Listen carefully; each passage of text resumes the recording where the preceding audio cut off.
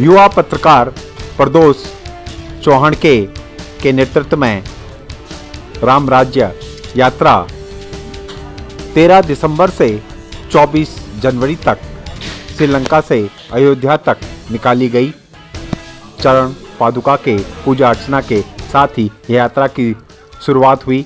जहां से भी यह यात्रा निकली, हजारों की संख्या में लोग जुड़ते गए।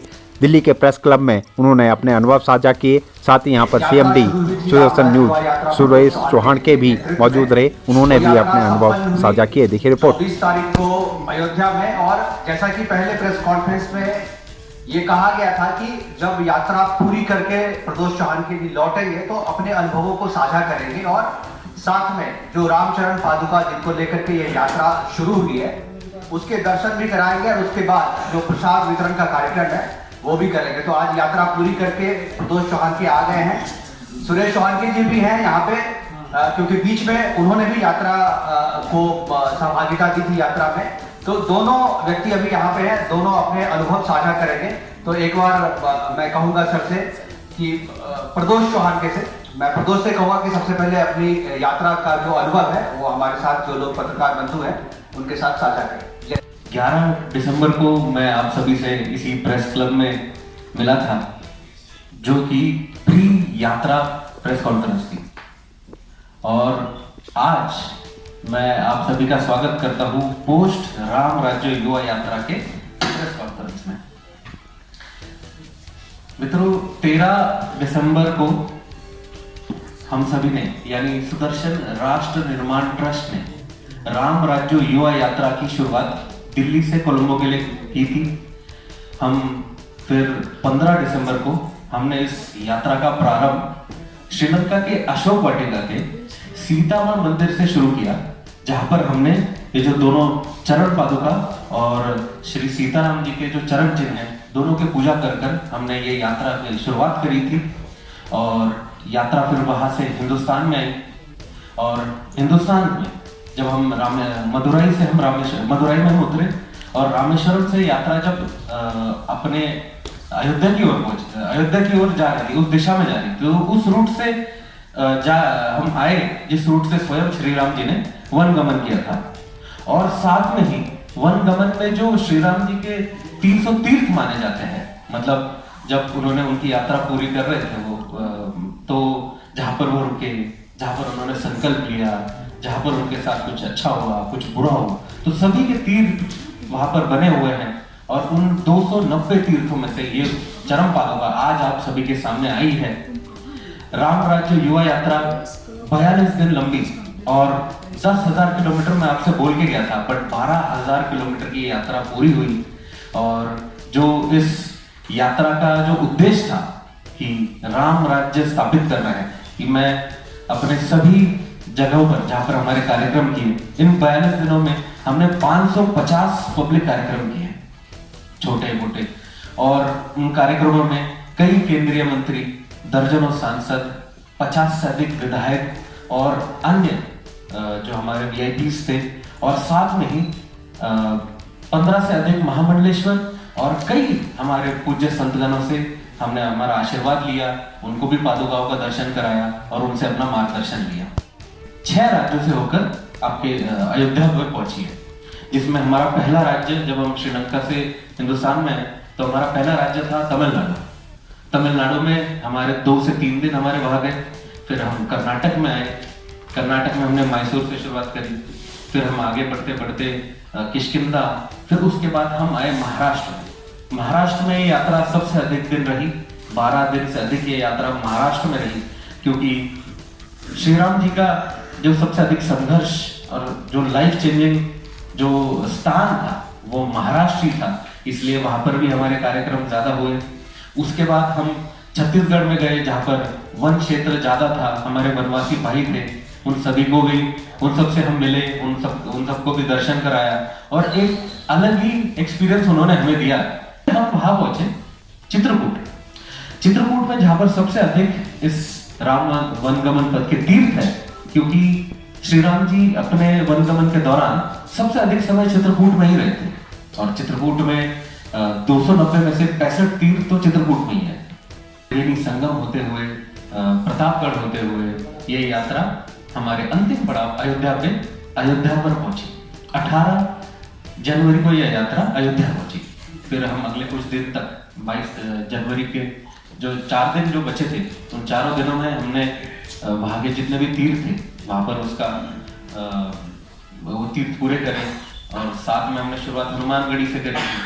तो ऐसे करते करते 22 जनवरी जब आई तब हमने इन पादुकाओं को मुख्य मंदिर में ले गए, वहाँ पर पूजन किया, और फिर यात्रा का जो एक तरह से टेक्निकली यात्रा अयोध्या तक थी वो खत्म हुई, लेकिन हमने इस यात्रा को 24 जनवरी को ये यात्रा नोएडा यानी हमारे मुख्यालय में आकर इस यात्रा का समापन किया। यात्रा का जो मुख्य उद्देश्य था कि हम युवाओं को राष्ट्र धर्म के कार्य से जोड़ें, उनमें श्री राम जैसा चरित्र निर्माण करें, मर्यादा में रहकर कानून का पालन किया जाए, कठिन परिस्थितियों का सामना किया जाए, समाज में जो रावण बढ़ रहे हैं उनको खत्म किया जाए, परिवार जो टूट रहे हैं उनको बचाया जाए। तो जो मुख्य बिंदु थे, जो मुख्य उद्देश्य थे इस यात्रा के, वो हमने कहीं ना कहीं आप हमारे डेटा से, हमारे सोशल मीडिया से देख सकते हैं कि कैसे वो हमने पूरे किए। लाखों युवाओं का डेटा आज हमारे पास है। इन 42 दिनों में हमारी जो डेटा कलेक्शन टीम है उन्होंने वो लिया है, गैदर किया है, और वो वक्त आने पर हम दे भी सकते हैं। और साथ में जब यात्रा, मैं बोलना चाहूंगा कि यात्रा के बाद आप समझे कि यात्रा खत्म हो गई है, लेकिन मैं कहूंगा कि यात्रा का ट्रैवल तो खत्म हो गया है, लेकिन यात्रा का काम अभी बचा है, क्योंकि राम राज्य स्थापित करना है। और साथ में आज हम इस बात की घोषणा करते हैं कि हम एक देश भर में कमेटी बनाएंगे जो कि केंद्र में भी होगी, और साथ में जो लोकल तीर्थ होंगे वहां पर भी जो क्षेत्र होंगे हम उसको डिवाइड करेंगे और उस पर हम वो कमेटी बनाएंगे, जिसका मुख्य उद्देश्य होगा कि जो तीर्थ है उसका हम संरक्षण करें। 4 मुख्य बिंदु है।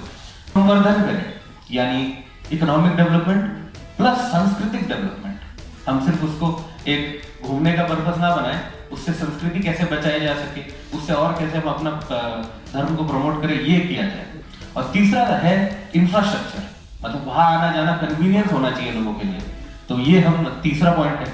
और चौथा पॉइंट है प्रचार। ये हम सभी तीर्थों का जितना हो सके इस कमेटी के द्वारा हम इन तीर्थों का प्रचार करेंगे। और अंत में मैं ये कहना चाहूंगा कि आप सब लोगों के जो भी देख रहे हैं, जो भी यहाँ पर उपस्थित है हम सब, तो एक 23 वर्ष का युवा जब आपसे 11 तारीख को आगे लेकर यहाँ से निकला था और आज आपके सामने वापस है, लगभग यात्रा तो 42 दिन की थी, लेकिन 11 से और आज का जो ड्यूरेशन है वो ज्यादा होगा।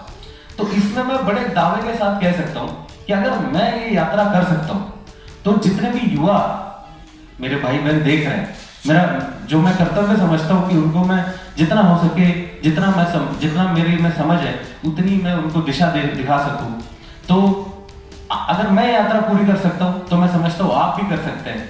अगर आपको कुछ झिझक है, अगर आपको कुछ और अन्य प्रॉब्लम है, तो आप हमारे साथ हमारे सुदर्शन राष्ट्र निर्माण ट्रस्ट में जुड़ सकते हैं, और अन्य भी ऐसे हम कार्य करते रहते हैं, उसमें आप जुड़ सकते हैं। मैं प्रदोष चौहान के आप सभी का स्वागत करता हूँ और आप सभी को नमस्कार। हमने सुदर्शन राष्ट्र मान्य अभ्यास राम राज्य युवा यात्रा की शुरुआत 13 दिसंबर से करी थी श्रीलंका से, और हमने जो चरम पादुका हमारे साथ है उनका पूजन करके इस यात्रा का आरंभ किया। फिर यात्रा हिंदुस्तान में आई। हिंदुस्तान के 6 राज्य 10,000 किलोमीटर की यात्रा अयोध्या में 22 तारीख को समापन हुआ। इस यात्रा का उद्देश्य था कि हम युवाओं में राष्ट्र धर्म का कार्य करने में और प्रोत्साहन दें, उनके अंदर रामचरित्र निर्माण करें, मर्यादा में रहकर जो कानून है उसका पालन करना सिखाए, और कठिन परिस्थितियाँ मतलब यानी संघर्ष करना सिखाए। ये इस यात्रा का उद्देश्य था। यात्रा 6 राज्य से होकर जब अयोध्या पहुंची तो अयोध्या में भी हमने चरम पादुकाओं का वहाँ पे दर्शन मतलब मिलान कराया देवी देवताओं का। 290 तीर्थ है श्री राम जी के, जो उनके 14 वर्षों का वनवास था, उसमें वनगमन का जो उनका पथ है उस पर 290 तीर्थ, उस पर हम ये पादुका लेकर गए और सभी जगह देवी देवताओं का मिलन हुआ, और अब ये पादुका आज आपके समक्ष है।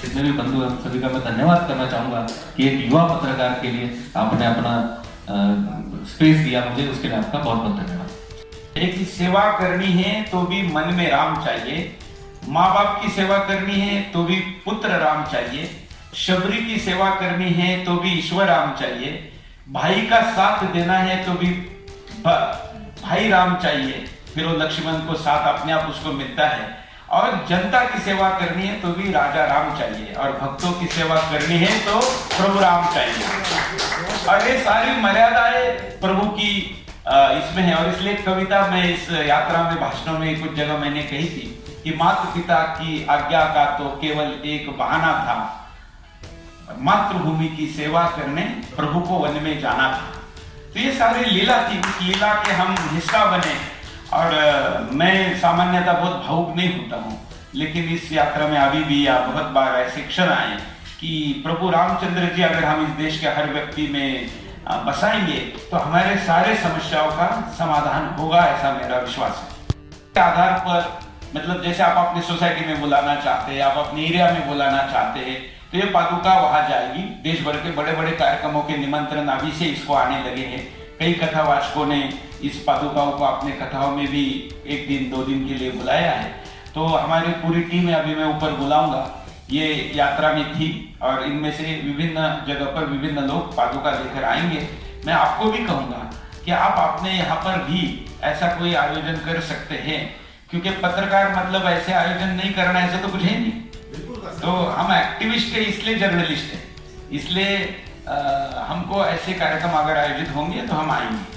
पर्सनल बाइट भी कर सकते हैं, दर्शन भी कर सकते हैं, आपके लिए प्रसाद और एक चरण पादुका ही हमने लाएंगे।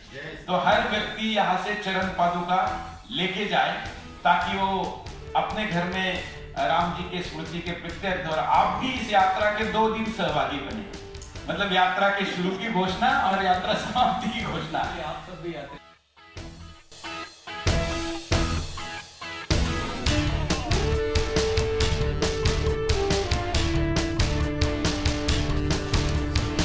यहाँ पर आए हुए सभी मीडिया कर्मियों को चरण पादुका के साथ साथ प्रसाद भी भेंट स्वरूप दिया गया।